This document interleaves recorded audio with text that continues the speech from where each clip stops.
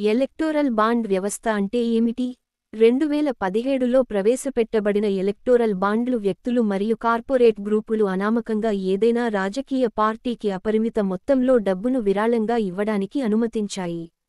Electoral బాండ్లు electoral bond పథకం కింద ఎస్బీఐ నుండి స్థిర విలువలతో దాతలు కొనుగోలు చేసి, వాటిని నగదు చేయగల ఏదైనా రాజకీయ పార్టీకి అందజేస్తారు. 21 మార్చి 2024 నుండి బీజేపీ పార్టీ ఈ పథకాన్ని ప్రవేశపెట్టింది. భారతదేశంలో అవినీతి పరులైన కొన్ని కంపెనీ చేస్తున్న అక్రమ పనుల బయటపెట్టకుండా ఆ కంపెనీ నుండి అధిక మొత్తంలో ఎలక్ట్రోల్ బాండ్ రూపంలో డబ్బులు తీసుకుని బీజేపీ పార్టీ 6,000 కోట్ల బాండ్లు పొందింది. దీని గురించి సుప్రీంకోర్టులో నమోదైన కేసులో భాగంగా పూర్తి వివరాలు ఎస్బీఐ కోర్టు పూర్తి వివరాలు సమర్పించడమైనది. దీని పరలోక జవాబు దరితనం లేదని కోర్టు ఎలక్ట్రోల్ బాండ్ పథకాన్ని రద్దు చేసింది.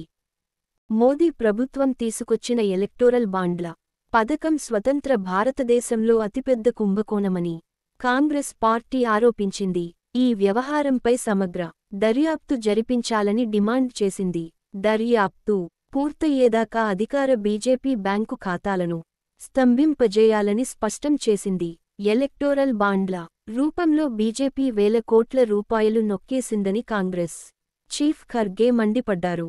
నేను తినను, ఇతరులను తిననివ్వనంటూ ప్రగల్భాలు పలికిన మోదీ ఇప్పుడేం సమాధానం చెబుతారని నిలదీశారు. పెట్టుబడిదారులు, వ్యాపారవేత్తలు బీజేపీకి ఇంత సొమ్ము ఎందుకిచ్చారు అని ప్రశ్నించారు.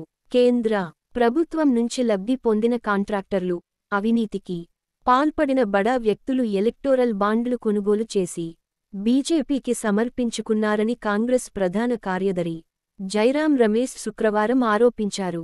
దర్యాప్తు సంస్థల భయంతో బీజేపీకి లొంగిపోయారని అన్నారు.